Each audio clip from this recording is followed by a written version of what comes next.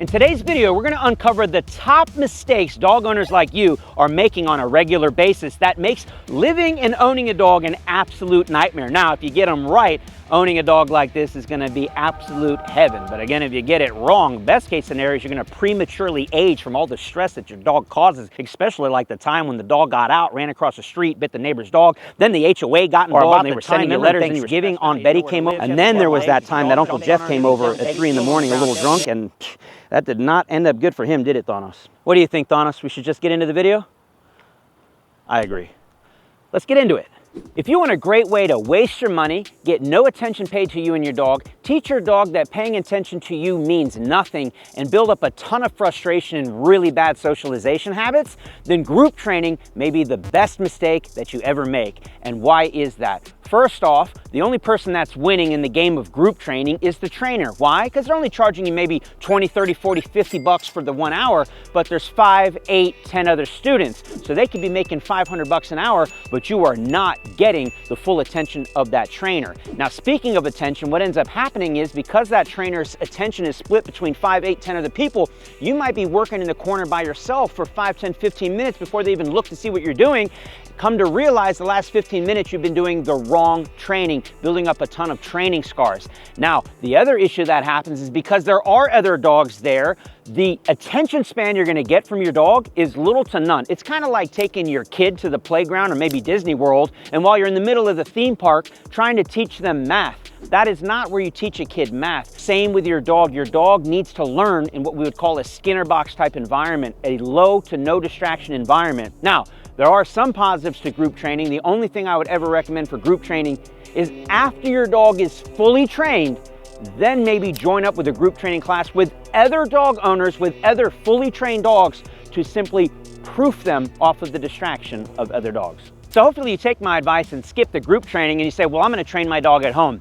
But there's 3 key areas that most dog owners completely screw up when it comes to training their dog at home. And it's the simple stuff, folks, but it's the simple stuff that matters, starting with number 1, doorway manners and thresholds. Meaning, does your dog respect your doorway? Most dogs don't. That means that that back door, front door, side door opens, they shoot in and out of your house as they please. First off, it's not safe. That's where dogs can get hurt, and also your mailman or the neighbor's dog or cat could get hurt if you can't control your dog around doorways. Secondly, if you do get the dog out of the front door safely and they're on leash and you take them for that walk, it is abundantly clear when I as a dog trainer can look and see who's in charge of that walk. So if your dog's not respecting your doorway and they're not respecting you on the walk, meaning they think it's their walk, they're leading the way, they go wherever they want and they drag your happy ass with them, then it's super clear who is in charge of that relationship. So if you can't control the doorway or the walk, then you can't control anything else in that dog's life. That dog pretty much owns you and the entire situation. And finally, what about when you get back home and there's that full bowl of food that's always filled to the rim 24/7, 365? That's right, folks. That free feeding that you're doing with your dog is the dumbest thing ever when it comes to trying to train your dog. Now, the reason for that is it'd be kind of like raising your kid and having a piggy bank with $1,000 in it. 24/7, there's $1,000 in there, and every time your kid wants to go buy something, they just reach in, get it, and go buy what they want. When they come back, the piggy bank's filled back up to the rim. Now, you come in later and ask your kid to clean their room, and they go, why should I clean my room? And then you try to bribe them with $5. They're gonna be like, I don't need your $5, my piggy bank's always full. And that's why when you try to bribe your dog with food or treats, they could care less, because there's always an entire bowl of food ready and waiting for them at any moment in time. And therefore, you have no power or control or currency with which to exchange with your dog, and that's why your dog's not listening to you in your home.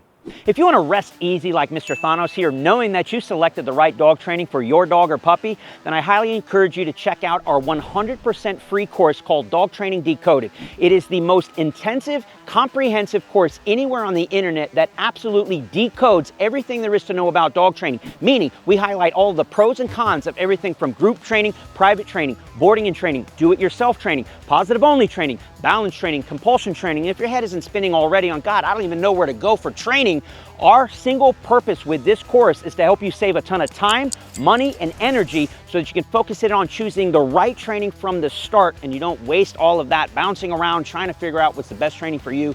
We completely unlock all of that for you in our 100% free course, Dog Training Decoded. Click the link below. We'll see you inside.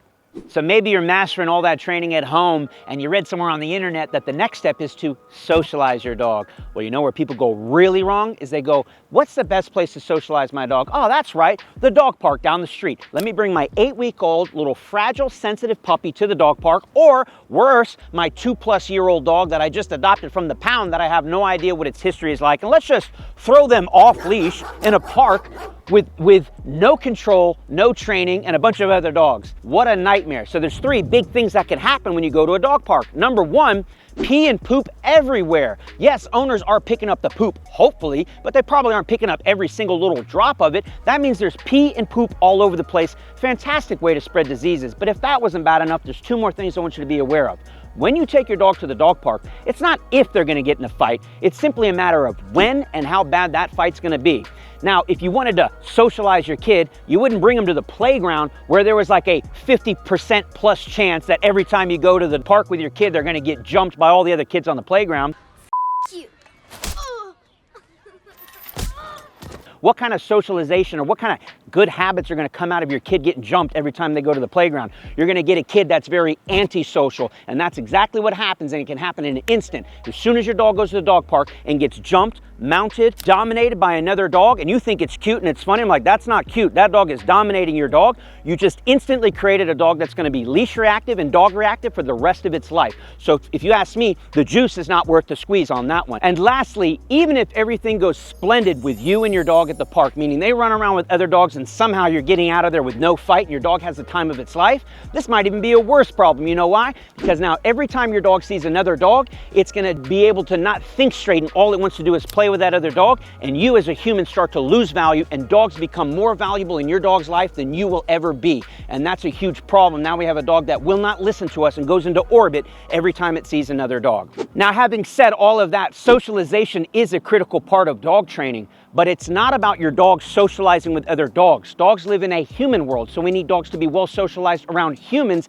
and environments. And so when we take our dog, let's say, to the park, they're probably going to encounter hundreds of people, maybe 1 or 2 other dogs. They should be immune to the other dogs and friendly towards people. And that's what we're striving for when we talk about socialization, is your dog knowing how to behave in a human world and not becoming either dog reactive or overly friendly with dogs. They should look at other dogs like leaves passing in the wind. Just like when you walk down the street, you don't need to sniff the ass of every stranger that walks by you. You can walk past without even looking at them, or maybe smile and wave. And that's about it. We need our dogs to be dog neutral. Yes, that's important. And last but not least, environmentals, same thing. We need to get our dogs out in the great wide open, so it's not the first time they've ever seen a garbage truck. It's not the first time they've ever seen a shopping cart when they're 2 or 3 years old and are freaked out by these weird objects that they've never been exposed to. So environmentals are just as important. Let's talk about another huge mistake that owners are making, and that is refusing to properly crate train their dogs. Now, before you get ahead of yourself, say, I would never put my dog in a crate. Well, what is it like when you live in your home? Or do you feel confined in your home, or do you feel safe in your home? What about when you go in your bed to take a nap? Do you sometimes close the door?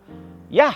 It's the same with the dog. It's their little safe space. It's their place to hang out and relax. It's their designated spot. When done correctly, your dog doesn't hate the crate. They will love the crate. But let's talk about 3 reasons why you should be crate training your dog. First one's safety. It's inevitable, folks. We have a life to live. Even if you work from home, there's going to be times when you're on a call or making dinner and you can't have 24/7 eyes on your dog. What can happen when you're not home or don't have eyes on your dog is your dog can do silly things. It can accidentally turn on the water, jump on the counter, start a fire in your kitchen, or even if that seems extreme, though it does happen, they can absolutely ingest something they shouldn't. And if that doesn't kill them, it's still going to be a $3,000, $4,000, or $5,000 surgery to get whatever's in them out of them so they don't die. Now, moving on from safety, let's just talk about bad habits. Guess what? Bad habits form when you do the bad habit, meaning you don't start smoking cigarettes and develop that bad habit until you, guess what?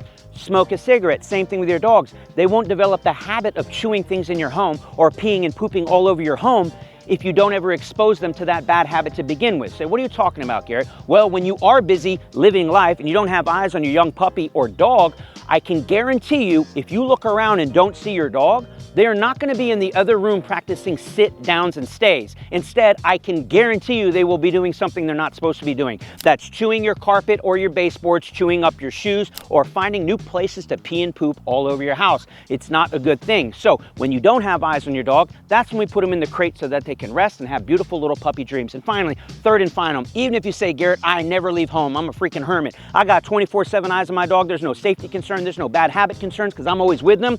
Yeah, until you need to travel, take them to the vet, maybe they have to be boarded somewhere, and all of those things can be very stressful for your dog. Last thing we want to do is when they're 2 or 3 years old and have to be boarded or go to the vet for the first time and have to go into a crate for the first time is add in that added stress of the crate. We want the dog to think crates are wonderful. Again, back to that concept of, oh, the vets, a crate? Yeah, I know what crates are. I'll just go in here. It's a good thing that happens for me. So when you do crate training correctly, your dog will love going in the crate. If you do it wrong or refuse to do it, it'll become a nightmare for both you and your dog. In closing, folks, dog ownership and dog training honestly isn't that hard. It's actually fun and an enjoyable experience if you get it right. If you get it wrong, it can be an absolute living nightmare, which is why a lot of dogs end up in shelters or worse, pretty much due to a lack of training and bad ownership, which go hand in hand. Now, having said all of that, it's actually our mission here at American Standard Dog Training and DIYcanine.com to help you raise and train your dog or puppy to be the best trained dog in your entire neighborhood or town, 100% guaranteed. And that's what we've been able to accomplish over these last few years, helping thousands upon thousands of dog owners just like yourself all over the world, regardless of your dog's age, breed, or issues. We are here in your corner to help see you and your dog across the finish line. Now, if that's something that interests you, you know where to find us, DIYcanine.com. If you still want to explore a little bit more, we got tons of free videos available on the internet. I encourage you to do a deep dive, research that breed, research the type of training you're doing so that you can get that dog to be the best that it can be, so that we can continue to enjoy our furry little friends right here and have your best friend, your ride or die buddy, right at your side. You know, dog ownership's an amazing thing if you get it right. So we want to help you accomplish that. Thanks so much. Make sure to like, share, subscribe. Me and Thanos will see you on the next one.